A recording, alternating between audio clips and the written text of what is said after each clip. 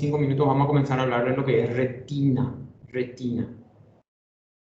Vamos a hablar de retina, vamos a hablar más vamos a tener una clase sobre glaucoma. Y por último vamos a terminar hablando sobre pupila posiblemente. ¿Está bien? Entonces, ya comenzó a grabar.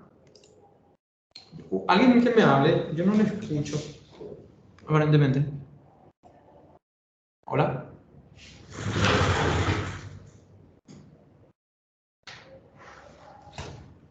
Hola.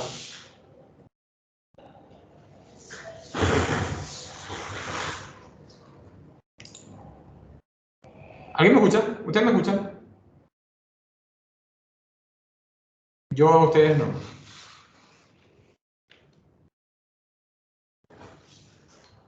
Bueno. Paciencia.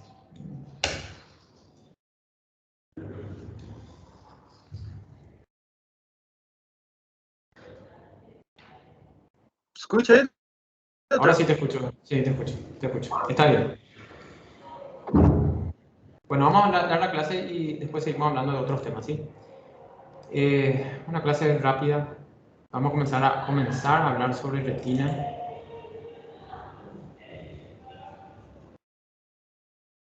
Esto ya es, la parte de retina ya es algo que vimos al inicio de clase, ya hablamos básicamente de lo fundamental que teníamos que saber sobre retina.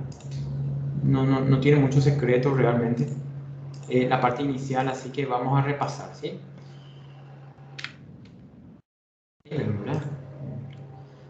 Cuando hablamos nosotros de las capas de la retina, de las capas del globo ocular, hablamos nuevamente de 3 capas, ¿verdad? Nuevamente hablamos de este tema que tantas veces hablamos, increíblemente en el examen la gente respondía mal. Capa externa es córnea, esclera. Capa media, coroides, cuerpo ciliar y iris. ¿Está bien? Y la capa interna es una capa nerviosa formada por la retina. Esta es una capa interna. Esto es lo primero. O sea, nosotros entramos aquí y la imagen tiene que enfocarse en la retina. La retina es la capa interna del globo ocular, que es la que recibe la imagen, la configura, convergen estas imágenes, o sea que este impulso, el impulso luminoso se vuelve en un impulso eléctrico, y este impulso eléctrico a través del nervio óptico, nuestro nervio encargado de la visión, va hasta los lóbulos occipital donde están los núcleos de la visión. ¿Está bien? Vamos a hablar en detalle de eso de nuevamente, ¿verdad? Entonces, esta retina es como un abanico que se abre,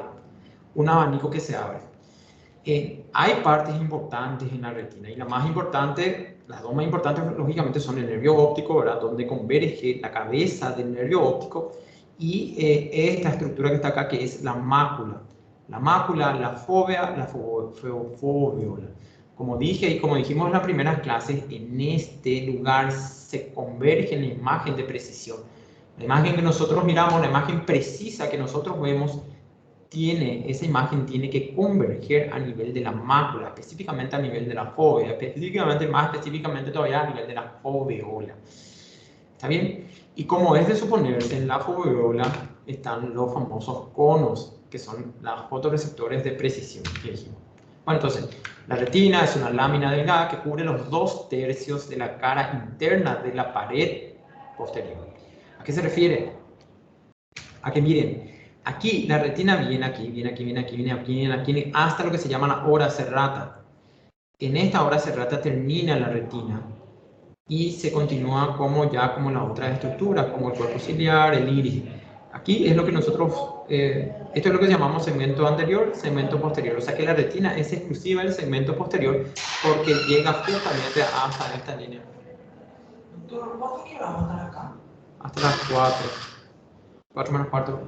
¿Hasta las 4 menos cuarto? No, tranquilo. ¿Está bien? La otra lo que se ve a las 4 acá. ¿Va a entrar? Sí. ¿Dónde está? Dale. No, sí, también. ¿Entienden, verdad? Entonces, la retina es la parte nerviosa, en lo que más nos interesa saber. Y esta retina está vascularizada en su mayor parte, en su mayor espesor, está vascularizada por las arterias y venas provenientes de la arteria central de la retina. La arteria central de la retina se divide, lo voy a mostrar en otra imagen, ¿sí? Bueno, vamos a ir hablando de este tema y después voy a hablar de la vascularización, ¿verdad? Es una lámina delgada que cubre los 2/3 partes. A eso se refiere con 2/3 partes. Aquí hay 1, acá hay 2. 1, 2, 3. ¿Verdad? O sea que 2 de 3 está cubierta. La cara interna del globo ocular está cubierta por esta película llamada retina. ¿Está bien? Cubre los 2/3 de la cara interna de la pared posterior. El grosor de la retina es decreciente, va de 0,1 milímetro a 0,56 milímetros. Eso no importa tanto. Miren aquí. Miren, aquí está, esta imagen es genial. El nervio óptico. La imagen no converge, la imagen que nosotros recibimos no converge a nivel del nervio óptico. Recuerden, no es que aquí viene la imagen a formarse. Se forma aquí, en la mácula, que es esto, en la fóvea, que es este pequeño espacio, y más específicamente en la foveola. Cuando más central es la imagen, más precisa es. Miren cómo, si se dan cuenta, en la fobia solamente ya encontramos los conos, ya no encontramos más los bastones. Entonces los bastones están en la periferia y van decreciendo hasta que no hay ninguno en la fobia y foveola. Los conos, sin embargo, aquí se concentran más y según se va alejando del centro, van disminuyendo de la concentración. Vamos a hablar enseguida. Bueno, la retina tiene por lo menos 10 capas, 12 en algunos libros, 10 capas, muchísimas capas tiene la retina. Sin embargo, lo que yo quiero que conozcan y entiendan son estos, los fotorreceptores. Hay epitelio pigmentario, hay un montón de células intermedias, pero esto no nos interesa. Los fotorreceptores son los que captan el estímulo luminoso y lo transforman en estímulo eléctrico. Y los fotorreceptores vienen y se contactan con estas células llamadas células ganglionares. Las células ganglionares son realmente los nervios en sí. Los fotorreceptores necesitan de los nervios y estos son realmente los nervios. Las células ganglionares son las células largas, ¿verdad?, que reciben el estímulo ya eléctrico y lo transforman a través de sus fibras nerviosas, que son la capa de fibras nerviosas. Las células ganglionares son estas verdecitas que están acá, que forman lo que se llama la capa de fibras nerviosas. Y la capa de fibras nerviosas es lo que nosotros vemos aquí. O sea que esto es todo nervio.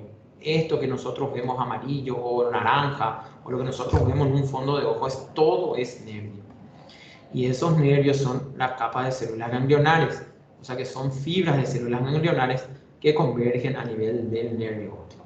Entonces acá hay un montón de fotorreceptores. Los fotorreceptores reciben la imagen, lo transforman a estímulos eléctricos, lo pasan a las células ganglionares, y las células ganglionares a través de la capa de fibras nerviosas, bueno, transmiten ese estímulo eléctrico hasta el nervio óptico. Bueno, no hasta el nervio óptico porque se continúa. La capa de fibras nerviosas comienza acá y se continúa como nervio óptico. O sea que se forma un ramillete. Este ramillete así converge en el nervio óptico. ¿Está bien? Entonces, fotorreceptores, conos y bastones. Estos son los dos, conos y bastones, células ganglionares y capas de fibras nerviosas. Esas son las únicas capas que realmente a mí me interesan que ustedes sepan, porque esto es, ni los oftalmólogos no sabemos, ni los retinólogos no saben, o sea que no recuerdan bien estas capas, ¿verdad? Entonces, como dije, en el polo posterior, cuando nosotros hacemos un examen de retina, cuando nosotros hacemos un fondo de ojo, usamos un oftalmoscopio directo, indirecto, hacemos una lupa, usamos cualquiera de los mecanismos que tenemos para ver esta imagen. Entonces, vamos a suponer que yo le esté mirando directamente con el oftalmoscopio directo, que yo le voy a mostrar en la clase siguiente. El oftalmoscopio directo, yo estoy utilizando y veo el fondo de ojo. Yo veo esta estructura aquí. Esto, como yo dije, es un ojo derecho, esto es un ojo izquierdo. ¿Por qué? Porque recuerden, el nervio óptico siempre está nasal, está más cerca. Si vos tenés acá el nervio óptico y la mácula, tenés que saber que el nervio óptico siempre va a estar más cerca de la nariz. ¿Está bien? Entonces, la mácula siempre es temporal e inferior al nervio óptico. Entonces, cuando nosotros vemos un nervio óptico y queremos saber dónde está la mácula, siempre tenemos que irnos hacia temporal y hacia abajo para encontrar esta estructura. Y acá en el centro mismo tiene un reflejo llamado reflejo foveal. Entonces es fácil encontrar la mácula, es fácil encontrar. Si vos entras y lo primero que ves en la mácula, tenés que saber si te vas hacia la nariz, vas a encontrar el nervio óptico. Entonces, esto es un ojo derecho. ¿Por qué? Porque este está hacia temporal, este está hacia nasal. Lo mismo aquí. Si nosotros estamos mirando directamente un ojo y vemos esta estructura, vemos que el nervio óptico está hacia la nariz y esto está hacia la oreja. O sea que este es un ojo izquierdo. Miren, en esta imagen es fenomenal porque la arteria oftálmica es encargada de la inervación de la retina. Y esta arteria oftálmica se divide, la arteria central de la retina, la arteria central de la retina, que es rama de la arteria oftálmica, que es rama a su vez de la arteria carótida interna. Entonces, la arteria central de la retina se divide en superior e inferior. Y el superior se divide en temporal, o sea que hacia la región temporal, y nasal. Temporal superior, temporal inferior, superior, superotemporal, superonasal, inferotemporal, inferonasal. Lo mismo las venas, ¿verdad? Solo que venas. El ojo izquierdo la misma cosa. Mira, la arteria central de la retina se divide en superior e inferior, superotemporal, superonasal, inferotemporal, inferonasal, mácula, fóvea y foveola. Miren, aquí hay un brillo que se llama brillo foveolar, que cuando este brillo está alterado, ahí sospechamos que hay alguna lesión o alguna enfermedad a nivel de la retina. Recuerden, aquí llega toda la imagen. Esto es la parte más importante realmente del ojo, ¿verdad? Si esto no funciona, el resto no importa, ¿verdad? Entonces, fotorreceptores, lo mismo que ya hablamos anteriormente. Bastones y conos. Los bastones son más inespecíficos. Los conos son lo que nos dan la imagen de precisión. Por eso, en la mácula y en la fóvea hay solo conos. O sea que en la fóvea hay solo conos. En la mácula periférica ya hay conos y bastones, y en la periferia solo encontramos bastones. Los bastones tienen poca agudeza visual, visión acromática sin color, nos da la visión nocturna, cosa que en condiciones de baja luminosidad. La pérdida de los bastones o su función produce ceguera nocturna. ¿A qué se refiere? Bueno, a ceguera nocturna, porque como dije, los bastones nos dan la visión escotópica. O sea que en condiciones de baja luminosidad. Cuando ustedes están en la oscuridad y no ven nada, o sea que ustedes entran de un lugar de mucha luminosidad y entran a la oscuridad, no ven nada. Pero después de unos minutos los bastones comienzan a funcionar y comenzamos a ver lo que es la visión nocturna. Ya comenzamos a encontrar objetos, ya a reconocer objetos. A eso le debemos a los bastones. Lo único malo es que nos da poca agudeza visual y nos da una visión sin color. No están presentes en la fóvea, y tienen un solo tipo de pigmento fotosensible, la robopsina. Los bastones, sin embargo, los conos, sin embargo, son células de alta resolución y agudeza visual, y la visión cromática o de color. Los conos nos dan la visión a color.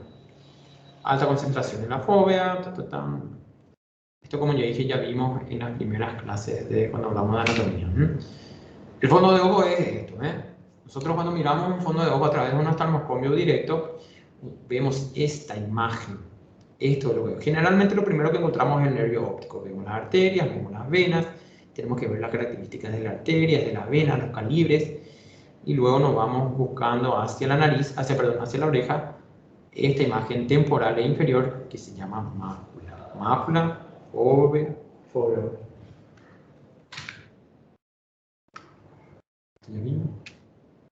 La vía óptica. Miren en esta imagen. Esta imagen es súper interesante. Súper interesante. Cuando hablemos de glaucoma vamos a hablar de nuevo de esta imagen. Este es un ojo. Las imágenes que entran aquí desde... Vamos a suponer que este sea un ojo izquierdo, ¿verdad? Las imágenes que vienen desde hacia la nariz, hacia la región nasal, vienen y convergen en la retina temporal. Entonces las imágenes vienen aquí, entran al globo ocular y convergen en la retina temporal. ¿Está bien? La imagen que viene más hacia el campo visual más externo, vienen y convergen aquí en la retina nasal. Estas retinas forman el nervio óptico, ¿ya? El nervio óptico que a nivel de quiasma óptico, que está encima de la glándula pituitaria, por debajo de la glándula pituitaria, el quiasma óptico Aquí se entrecruzan las fibras nasales.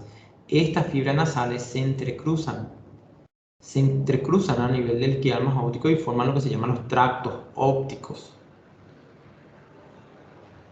Los tractos ópticos convergen nuevamente a nivel del cuerpo geniculado lateral y estos forman lo que se llaman las radiaciones ópticas. Esto es tracto óptico o cintilla óptica. Entonces, nervio óptico, a nivel del quiasma óptico se entrecruzan las fibras nasales y forman lo que se llama la cintilla óptica. La cintilla óptica van hasta el cuerpo geniculado lateral, del cuerpo geniculado lateral salen las radiaciones ópticas en donde estas imágenes en forma de electricidad llegan al lóbulo occipital. Y en el lóbulo occipital están las aras de Brodmann, y exactamente en el área de Brodmann 17 se forman, o sea que están los núcleos que procesan esa información. O sea que todo lo que nosotros vemos es procesado y es utilizado, o sea que es procesado a nivel de las áreas 17 de Brodmann, en el lóbulo occipital. ¿Está bien? Forma parte externa de los ventrículos laterales. Entonces, nervio óptico, o sea que retina, nervio óptico, quiasma óptico, cintillas ópticas, radiaciones ópticas y núcleos de la visión en el área de Brodmann 17. Recuerden, esta es la vía óptica. El nervio óptico tiene varias partes. Primero la intraocular, o sea que la que está dentro del ojo es una parte del nervio que nosotros le llamamos la cabeza del nervio óptico. Una orbitaria que está dentro de la órbita, intracanalicular que está en el agujero óptico. Recuerden el agujero óptico por donde pasa el nervio óptico y la arteria y vena oftálmica, y tiene también un trayecto intracraneal ya dentro del cráneo hasta llegar al quiasma óptico. Entonces el nervio óptico dentro del ojo es intraocular, orbitaria, intracanalicular e intracraneal hasta llegar al quiasma óptico. Cuando hablemos de campo visual, cuando hablemos de glaucoma vamos a hablar de esto, ¿sí? Entonces, nuevamente, la retina, a través del nervio óptico, llegan al quiasma óptico, donde se entrecruzan las fibras nasales del nervio óptico, forman la cintilla óptica, que llega al cuerpo geniculado lateral, que forman a su vez las radiaciones ópticas, que llegan a la corteza occipital, al área 17 de Brodmann. Básicamente lo que es la retina en sí. Esto es lo que me interesa saber, la vascularización, cómo está vascularizado. Bueno, en muchos libros vamos a ir viendo que la arteria central de la retina no es la única que le inerva realmente a la retina. Más bien las capas superficiales de la retina, o sea que las capas que están, no sé qué, en estas capas, las primeras capas, como la capa de fibra nerviosa, la célula ganglionaria, la plexiforme, la granulosa externa, son varias capas que son vascularizadas por la arteria central de la retina, pero la más interna está vascularizada por la coroide en algunos libros y claro, tiene lógica, ¿verdad? Sin embargo, con fines prácticos decimos que la capa de fibras nerviosas de la retina, o sea que la retina está vascularizada por la arteria central de la retina. Si le pregunto en el examen es eso. Bueno, ya le pregunté. Así que, eso. Bueno. Vamos a hablar de un tema, vamos a comenzar por lo menos a hablar de este tema que es la retinopatía diabética. Todos nosotros sabemos que, como dije en clases anteriores, la diabetes produce, nosotros llamamos cataratas, sí, bueno, la retina produce cataratas, la diabetes produce cataratas, ¿verdad? Produce cataratas, produce retinopatía diabética, produce infartos arteriales, obstrucción de la arteria central de la retina, de ramas periféricas, produce lo que se llama glaucoma neovascular por neovasos, ¿verdad? Entonces, ¿qué pasa? ¿Qué es la diabetes? ¿Por qué la diabetes daña tanto la retina? Lógico, por esto, por estos vasitos, por estas arterias y estas venas tan pequeñas. Sí, imagínense, la diabetes produce lesiones a nivel de la aorta, produce lesiones a nivel de la carótida, produce lesiones a nivel de vasos muy grandes. ¿Por qué no va a producir lesiones a nivel de vasos pequeños? Lógico, ¿verdad? Entonces, bueno, ¿cuál es una de las lesiones que más uno espera en el diabético? A ver, que alguien me responda a eso, por favor. ¿Qué lesiones uno ve generalmente en un diabético mal controlado? En otra parte del cuerpo igual.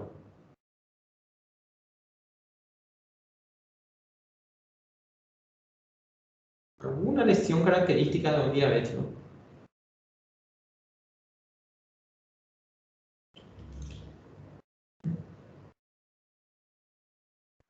Lesiones vasculares.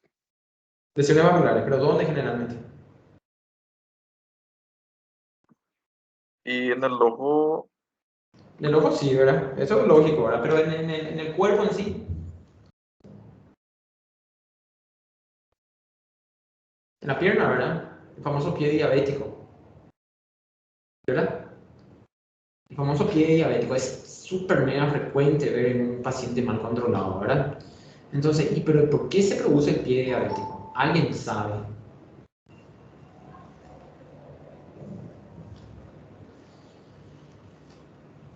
Se produce obstrucción de pequeños vasos arteriales y venosos a nivel de la periferia, o sea que son vasos distales, ¿verdad? Entonces los vasos del dedo, allá del último dedito del pie allá o del dedo gordo del pie, esos vasos se van ocluyendo, se van produciendo ateromas, entonces se van ocluyendo, la diabetes va ocluyendo esos vasos y lógicamente son microinfartos que se van produciendo y bueno, ¿qué pasa? Se muere esa zona, no recibe suficientemente sangre, ¿verdad? Y eso produce lo que se llama una neuralgia diabética, o sea que va matando la sensibilidad de esa zona del cuerpo, a más de que ya no recibe suficientemente vascularización, o sea que esos vasos van muriendo, también la sensibilidad de esa zona se va perdiendo. Se va perdiendo porque los nervios mueren en esa zona, no reciben la suficientemente nutrición vascular, entonces mueren también. Entonces por eso es frecuente ver un diabético que ni sabe que tiene una herida, que ni siente dolor por tener esa herida, ¿verdad? No se siente, hay una herida, él ni se dio cuenta, ya está todo podrido, ya está todo naranja, ya está todo marrón, ya está todo negro, y el paciente no se dio cuenta, no le duele, no le molesta, se vaya cuando en un estado terminal. ¿Eso por qué? Porque la diabetes es una enfermedad crónica, va ocluyendo y lesionando esos vasitos, va matando esa zona, va matando el tejido, va matando los nervios, va produciendo una neuralgia diabética, entonces una neuropatía diabética, diría yo. Entonces va muriendo esa zona. Y bueno, y esos son microvasos periféricos. Y bueno, y la retina es la misma cosa, tiene microvasos, ¿verdad? Microarterias, microvenas, todo eso. Entonces, lógicamente, estas estructuras van a ser muy lesionadas. Entonces, por eso, cuando estas estructuras, las arterias y venas de la retina, se obstruyen por la diabetes, es lo que lo llamamos la retinopatía diabética. ¿Está bien? Entonces, la retinopatía diabética es una microangiopatía retinal que aparece como complicación crónica, lógico, crónica del diabetes mellitus, aunque es una complicación crónica, suele estar presente al momento del diagnóstico, que frecuentemente es tardío. Lógico, ¿verdad? Bueno, no tan lógico, no es tanto así, ¿verdad? Pero bueno, cuando nosotros le revisamos a le voy a dar un ejemplo, ¿verdad? Un paciente que tiene que no sabe. Un paciente que no sabemos qué tiene, pero le revisamos el ojo y se ve un montón de microangiopatías, o sea que se ven microsangrados, se ven infartos, se ven exudados. Nosotros podemos llegar a la conclusión de que es una retinopatía diabética y que el paciente tiene por lo menos más de 10 años de diabetes mal controlada, ¿verdad? Entonces, ¿qué quiere decir? Que cuando nosotros vemos una retinopatía diabética ya llegamos tarde.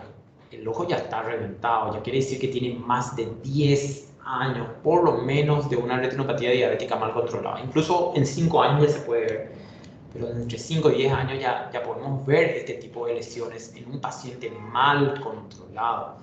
Entonces, por eso se refiere, aunque es una complicación crónica, suele estar presente al momento del diagnóstico, que frecuentemente es tardío.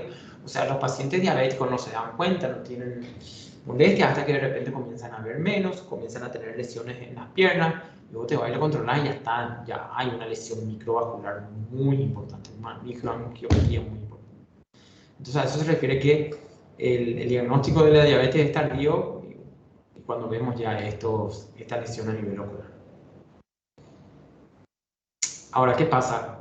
Cuando el diagnóstico es nuevo, cuando la enfermedad es nueva, es muy difícil encontrar realmente lesiones retinopatía diabética en estos pacientes porque, bueno, el desbalance metabólico de la diabetes es muy nuevo, así que, bueno, todavía no va a tener tantas lesiones en la retina.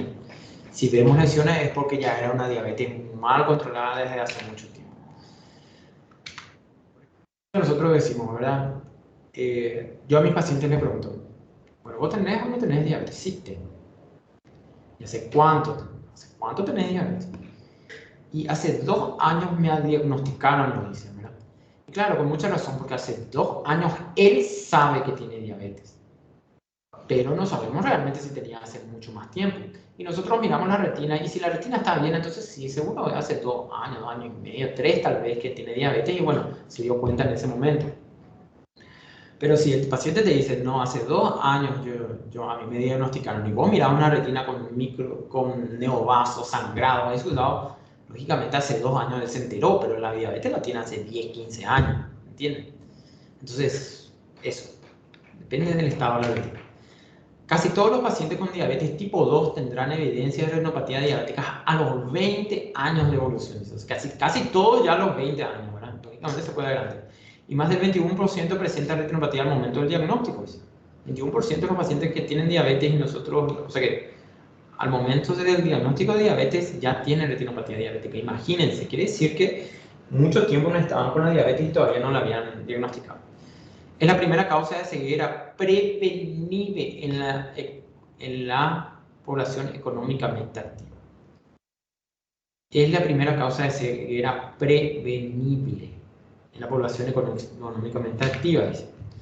Es la atiendan bien lo que dice acá. Es la principal causa de pérdida visual no recuperable a nivel mundial, prevaleciendo entre los 20 y 64 años de edad, siendo responsables de nuevos casos de ceguera al año.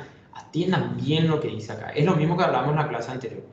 Las cataratas, hablamos de cataratas en la clase anterior y dijimos que las cataratas es la principal causa de ceguera en el mundo. La única diferencia es que es ceguera reversible, es reversible. Sin embargo, la diabetes es la principal causa de ceguera irreversible en el mundo. ¿Entienden? Eso es diferente.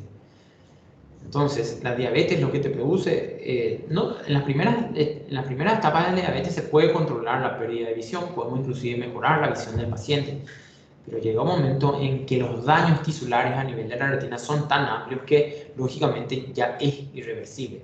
Y la principal causa de ceguera irreversible a nivel mundial es la diabetes, de ahí su importancia. El riesgo de ceguera en pacientes diabéticos es aproximadamente 25 veces mayor al resto de la población. Imagínense, 25 veces mayor, más probabilidades de quedarse ciego que una persona normal. Hasta el 39% de los pacientes con diabetes tipo 2 tienen retinopatía en el momento del diagnóstico, y en el 4,8% están amenazadas la visión. Miren, en el 39% de los pacientes con diabetes tipo 2 tienen retinopatía en el momento del diagnóstico. O sea que casi 40% de los pacientes que son vistos por primera vez ya tienen retinopatía diabética. Eso como le comenté, quiere decir que la diabetes estaba mal controlada hace muchísimo tiempo. Es más frecuente en el diabetes tipo 1 que en la tipo 2 y la visión corre peligro hasta el 10% de los casos. Bueno, esto no hay que tener que ser un genio para saber, ¿verdad? La retinopatía diabética tipo 2, o sea que por la diabetes tipo 2, lógicamente se dan en adultos mayores, porque la diabetes en sí se comienza a tener después de los 40 años, generalmente, 35, 40 años. En la mayoría de los casos es ahí donde se vuelve evidente un caso de diabetes tipo 2. Sin embargo, sabemos que la diabetes tipo 1 ya se da en la adolescencia, en la infancia inclusive. Entonces, lógicamente, esos pacientes, un paciente con 30 años, vamos a suponer un paciente de 30 años, así joven como nosotros, que tiene retinopatía, que tiene diabetes mellitus tipo 1, ya tiene casi 20 años de diabetes. Imagínense, tiene muchísimos años de diabetes porque la retinopatía diabética tipo 1 se presenta en la infancia y en la adolescencia. Entonces, lógicamente, ellos tienen, es más frecuente la retinopatía diabética en diabetes mellitus tipo 1. Los diabéticos tipo 1 presentan un riesgo mayor, con una incidencia en torno al 60% después de una evolución superior a los 30 años. Lógico. La retinopatía diabética proliferativa, que es ya el último estadio, afecta al 5 o 10% de la población diabética. Después podemos ver que nosotros dividimos la retinopatía diabética en no proliferativa y proliferativa. La proliferativa, lógicamente, es más grave y afecta al 5 a 10% de la población diabética. Factores de riesgo, miles. Duración de la diabetes. Miren, duración de la diabetes. Esto es el factor de riesgo más importante. ¿Cuánto tiene la diabetes? Control deficiente de la diabetes. Lógicamente, una diabetes mal controlada es un factor de riesgo. Hipertensión arterial, lógicamente, porque también afecta a los microvasos.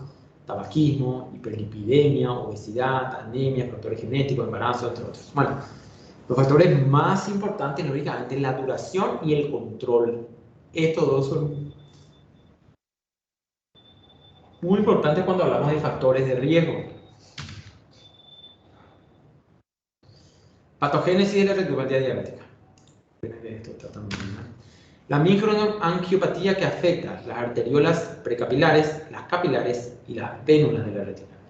Precapilares, los capilares y las vénulas de la retina. Es una microangiopatía, ¿verdad? Arteriolas y vénulas. Hay mucho secreto, ¿verdad? Ya cómo hace eso la diabetes, ¿no? Excluye, ¿verdad? Destruye los microvasos de la retina. Miren, aquí, fisiopatología. Estos son los famosos pericitos. Pericitos son células de sostén del endotelio vascular. Entonces, la hiperglicemia produce una alteración del metabolismo intracelular, aumento del sorbitol. Cuando nosotros hablamos de catarata, hablamos de esto más o menos, ¿verdad? Hay tanta glucosa en el cuerpo que nos sigue el famoso ciclo de Krebs, nos sigue la vía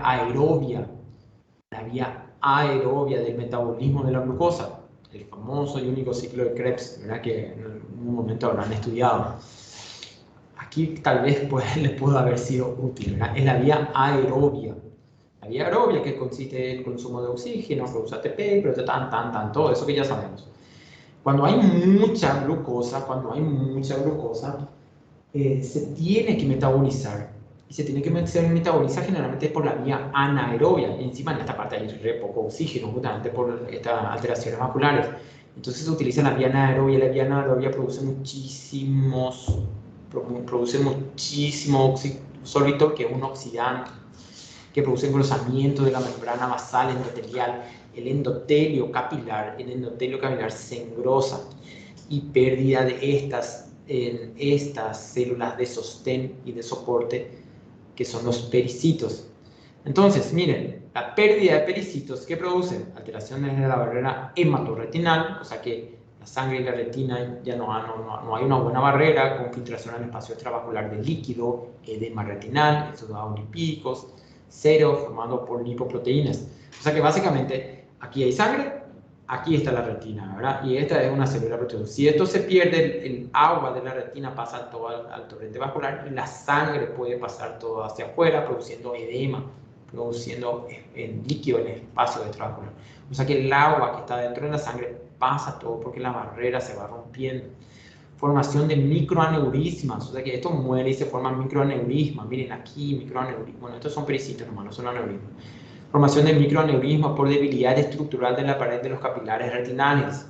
Activación de la coagulación en los microaneurismas, dice trombosis intracapilar, obstrucción y cierre capilar. Bueno, produce un montón de lesiones a nivel capilar y produce lesiones a nivel del pericito, que entonces la pared de estos vasos pierde elasticidad, pierde fuerza, entonces se forman los aneurismas. El sangrado, la obstrucción macular produce isquemia retinal. La isquemia retinal produce complicaciones como deprimimiento de retina, glaucoma, ceguera, hemorragias, neovascularización, produce neovasos. O sea que la isquemia, los infartos que se producen a nivel de la retina, producen zonas de infarto, producen zonas de isquemia. Y nosotros sabemos que cuando no hay vascularización, cuando no hay arterias y venas funcionales, que está todo necrosado esa parte, el cuerpo lo que trata de hacer es producir más vasos, producir más arterias. Y estas arterias son defectuosas, estas son lo que se llaman los neovasos. El cuerpo se da cuenta que no está oxigenando bien estas estructuras, entonces produce neovasos para tratar de compensarlos. Se producen manchas algodonosas, bueno, eso. Entonces, eso es básicamente el fundamento de una retinopatía diabética. Se obstruyen los vasos, se isquemian, se producen infartos, necrosis de esas zonas que no reciben más la vascularización. Entonces, la retina como loco, el cuerpo como loco comienza a querer compensar esa falta vascular produciendo nuevos vasos, los famosos neovasos, a través de los factores de crecimiento endotelial como el VEGF, VEGF, que es el más frecuente, el VEGF, le decimos nosotros, o factor de crecimiento del endotelio vascular. Factor de crecimiento del endotelio vascular. Entonces el cuerpo comienza a producir mucho de estos factores de crecimiento, como hay tantas zonas isquémicas, comienza a producir mucho de estos factores de crecimiento vasculares, y ahí es donde se forman estos vasos defectuosos llamados neovasos, que es por definición a lo que se llamamos la retinopatía diabética proliferativa, de la cual voy a hablar ahora. Signos de retinopatía diabética. Acá está, miren, nosotros vemos un fondo de ojo y dijimos que se pierde la elasticidad de la pared vascular, produciéndose lo que se llaman los microaneurismas. Miren, aquí no se ve tan bien, pero todas estas lesiones aquí, hay pequeñas lesiones aquí. Bueno, esos son todos microaneurismas de este tipo. Son los microaneurismas. Por más, una lesión a nivel vascular. Son dilataciones de la pared capilar, principalmente saculares, que se pueden formar por dilatación. ¿Dice? Se produce básicamente por ausencia de pericitos, ¿verdad? Una puede estar neurisma. Esto es un neurisma, ¿eh? Así no tiene que ser la arteria, de repente vamos a un globito ahí. Estas son las primeras etapas. Las hemorragias retinianas, con una hemorragia en capa de fibras nerviosas retinianas. O sea que de la capa de fibras nerviosas dijimos que serán largas, así. Que son las células, la capa de fibras nerviosas son las células ganglionares, los axones. Perdón, los axones de las células ganglionares. Hemorragias intrarretinianas ya en el espesor de la retina, hemorragia redonda oscura más profunda. Hemorragia retina. Exudados. Se debe al edema crónico localizado en la retina y se desarrollan en la unión de la retina normal y la retina edematosa. Están compuestos por lipoproteínas y macrófagos cargados de lípidos, situados principalmente en la capa plexiforme externa.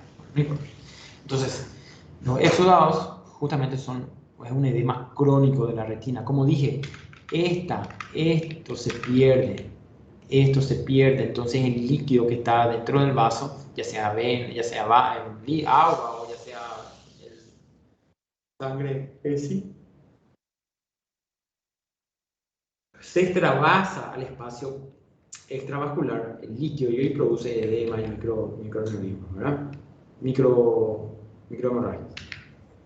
Estos son exudados, son líquidos que se extravasó, o sea, son acúmulos de lipoproteínas en el espacio extravascular. Edema macular, cuando nosotros hablamos de que la mácula es la parte principal de la visión, decimos también que en esta zona, miren cómo hay microvasos, aquí microvasos, microaneurismas, hay pequeños sangrados y hay lo que se llama exudados, un edema a nivel macular. Miren esta mácula está reventada, tiene microsangrados aquí, tiene exudados, tiene un edema macular. Estos pacientes lógicamente ven súper mal. Perdón. Es el edema retinal que compromete la mácula como consecuencia importante de la alteración de la permeabilidad vascular. Es lo que dije, ¿verdad? En otra imagen, vamos a tratar de ver otra imagen. Vamos a ver. No viene así, un dibujito fácil. Aquí, estos vasos, los vasos de la retina se hinchan todo, hay líquido extravascular, entonces la retina básicamente se hincha. Y al hincharse, lógicamente, la imagen no es buena.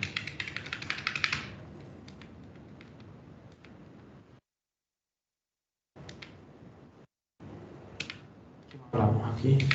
Ah, sí, estamos hablando de esto. Microaneurisma es lo primero. Cuando yo le voy a preguntar en el examen, le voy a preguntar, cuando yo le diga, ¿cuál es el signo principal de una retinopatía diabética o el signo inicial de una retinopatía diabética? Me tiene que responder esto, que son los microaneurismas, no las microhemorragias, no los microexudados, no el edema, son los microaneurismas, son las microaneurismas. La microhemorragia, como dije, los exudados, el edema macular cuando se hincha esta zona, la mácula, cuando se llena de líquido justamente por esos vasos que están extravasando, hablamos de edema de retina o de edema macular. Perdón. Es el edema retinal que compromete la mácula como consecuencia importante de la alteración de la permeabilidad vascular. Como dije, los pericitos se van a la China, entonces la permeabilidad vascular aumenta, entonces pasa más líquido al espacio extravascular y se produce esto que es un edema macular. Edema macular localizado o edema macular difuso. Miren, estos exudados algodonosos están formados por acúmulo de restos de neuronas dentro, o sea que estos son neuronas que básicamente hipoxaron y murieron. ¿Verdad? Cambio venoso, dijimos, consiste en la dilatación generalizada y tortuosidad, que son los aneurismas, formación de bucles, arrosariamiento, miren cómo esto se ve como un rosario, miren aquí uno, aquí otro, aquí otro, aquí otro, arrosariamiento, y también segmentación en salchicha, dice, estos son las segmentaciones en salchicha, parece una salchicha. Esas son lesiones, cambios venosos que nosotros vemos en la parte inicial de la retinopatía diabética. Cambios arteriales, esto es clásico también. Miren, miren un poco esta parte. Esta es una arteria con un brillo ya aumentado, ¿sí? El famoso arteria en hilos de plata. Como esto ya está tan aumentado, tiene una mayor presión y al tener una mayor presión produce, miren, aprieta aquí una vena. O sea que esto es una obstrucción venosa por una arteria retinal, ¿verdad? Entonces eso produce que esta arteria ingurgite, se vuelva más gruesa. Miren aquí otra imagen. La arteria es finita, miren, y aprieta acá la vena y produce una ingurgitación. Eso va hablando algodonoso, hilo de plata. Cuando la isquemia es significativa, dice, se observa un estrechamiento periférico, hilo de plata y obliteración. Miren aquí, esto ya son una arteria que se está cerrando. Ya se le ve solo el reflejo blanquecino, ¿eh? Aquí también, aquí miren, hilos de plata se llama. Esto ya es una arteria básicamente infartada, ¿eh? Clasificación, ¿por qué esto está tan mal? Clasificación.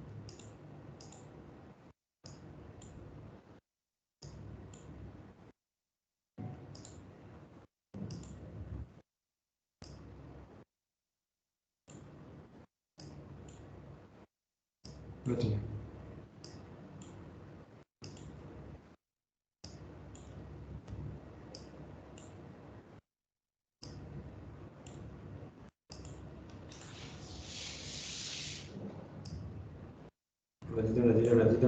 Ratito. ¿Por qué no consigo más? Ahí está, bueno, ahí está, bueno. Entonces, no sé si están viendo ahí.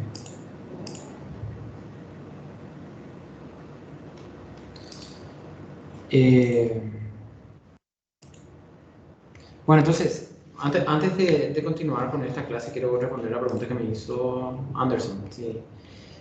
¿Hay alguna sintomatología específica de retinopatía diabética? Claro, la disminución de la agudeza visual, sí hay. En la disminución de la agudeza visual, el paciente comienza a ver menos. Entonces, cuando el paciente es diabético, vos sabés que es diabético, que está mal controlado, que ya lleva mucho tiempo mal controlado, lógicamente está teniendo una retinopatía, o una cataratas, que es lo más frecuente, o ya una retinopatía diabética. Es la disminución de la agudeza visual. Recuerden cuando yo le dije que un diabético mal controlado, pero que tiene poco tiempo de diabetes, de repente pierde un poco la visión en algunos lapsos del día, Eso es generalmente porque el cristalino se hipertrofia. O sea que el cristalino aumenta su volumen por la cantidad de glucosa y sorbitol que está recibiendo. Después con el tiempo, ese edema constante cristalino ya produce lo que se llama la catarata de la diabetes. ¿Está bien? O sea que la pérdida de la agudeza visual es lo más frecuente. Según el grado de evolución de la microangiopatía y el traspaso de los límites de la retina, membrana, límite interna, la retinopatía diabética se clasifican en. Atiendan bien. Nosotros cuando dijimos que la diabetes produce microinfartos, produce zonas isquémicas dentro de la retina, dijimos que el cuerpo trata de compensar, trata de vascularizar nuevamente esa zona y para eso utiliza neovasos. Neovasos. Produce factores de crecimiento endotelial del epitelio vascular y trata de producir más vasos y lo producen los neovasos que son arterias y venas súper defectuosas que lo único que hacen es sangrar o producir más edema. Entonces, de esa forma nosotros le dividimos a las dos retinopatías, la retinopatía diabética no proliferativa, que se refiere a que no tiene todavía neovasos, y la retinopatía diabética proliferativa, en la que ya se pueden ver las hemorragias, pero se ven los vasos sanguíneos anormales. Son vasos sanguíneos anormales, o sea que son neovasos. La retinopatía diabética no proliferativa corresponde a las etapas iniciales de la retinopatía, en la cual existe principalmente una alteración de la permeabilidad de la microcirculación y se clasifica según las lesiones presentes y la extensión de ellas. Para medir la extensión y ubicación de las lesiones se divide la retina en 4 cuadrantes con 2 líneas perpendiculares que pasan por el centro de la papila. O sea que se traza una línea acá por el centro de la papila, por el centro de la papila. Y se divide en 4 cuadrantes. Entonces, clasificación de la retinopatía diabética no proliferativa. Se clasifica en leve, moderada, severa y muy severa. La retinopatía diabética no proliferativa, o sea que sin neovasos leve, lo primero que aparece es estas primeras lesiones que nosotros dijimos anteriormente, que son los aneurismas. Luego, en las moderadas ya podemos ver los aneurismas nuevamente, ya podemos ver exudados y hemorragias en al menos uno de los cuadrantes. Dijimos que lo dividimos en 4 cuadrantes, ¿verdad?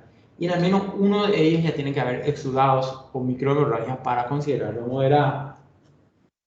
¿Está bien? Si hay presencia de hemorragias en los 4 cuadrantes, estamos hablando de una retinopatía diabética severa. Y muy severa cuando hay presencia de 2 de los 3 criterios de retinopatía diabética severa. O sea que muy severa cuando hay 2 de los 3 criterios de retinopatía diabética no proliferativa severa. La isquemia progresiva debido al cierre capilar tiene como consecuencia la formación de vasos retinales de neoformación o neovasos, lo cual junto a un tejido fibroso que lo acompaña proliferan más allá de la retina. Eso es lo que se denomina la proliferación extrarretinal. Miren, entonces estas arterias y venas ya comienzan a producirse nuevos vasos y los nuevos vasos van hacia el vitro, van hacia el cuerpo ciliar, van hacia el iris. Esto se llena de neovasos, se llena de zonas isquémicas justamente por la liberación de billete.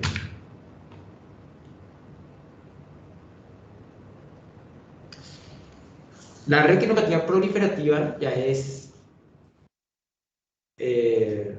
bueno, como dije, produce isquemia retiniana, ocasionalmente hipoxia y comunicaciones arteriovenosas y neovascularización. Cuando hay neovasos ya estamos hablando de proliferativa y ya estamos hablando de un nivel de gravedad mayor, ¿verdad? Miren aquí, en esta imagen es ridículo, ¿verdad? La cantidad, mira, estos son todos neovasos. Neovasos, neovasos, neovasos.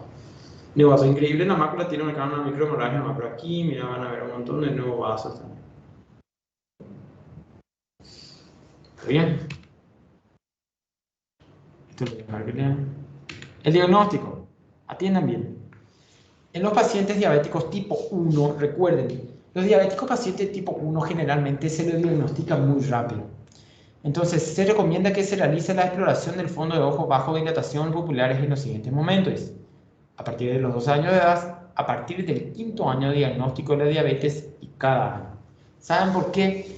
¿Por qué? Dice, aparte, si nosotros decimos que la retinopatía diabética tipo 1 es más agresiva, lógicamente, porque se da desde la infancia, decimos que el diagnóstico siempre es más rápido, entonces no ha pasado mucho tiempo aún de un tratamiento para diabetes, y como se necesita por lo menos 5 a 10 años para comenzar a aparecer los principales problemas, lógicamente en los diabetes tipo 1 no es necesario controlarle cada 3 meses ni cada 6 meses, sino que una vez al año es suficiente, una vez que sepas vos que él está recibiendo un buen tratamiento para su diabetes.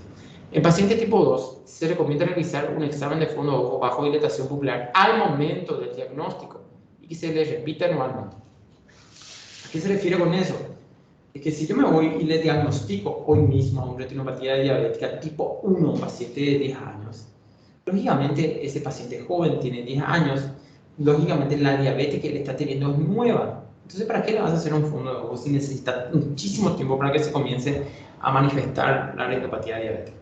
Sin embargo, en el paciente tipo 2, cuando vos le diagnosticás de diabetes, ya sabés lo que tiene por lo menos 10 años de diabetes, por lo menos tiene 5, cuando vos conseguiste adivinar que él es diabético.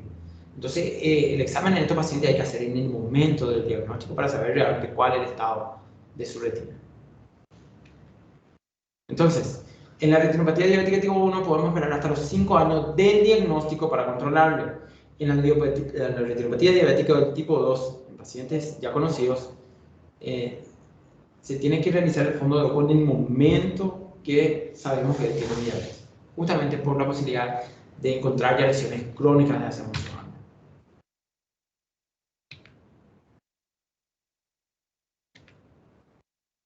Y eso. Tiene con retinopatía, vamos a terminar esta retinopatía diabética y vamos a seguir con retinopatía hipertensiva. ¿Alguna pregunta, chicos? Yo sé que hablé un poco rápido porque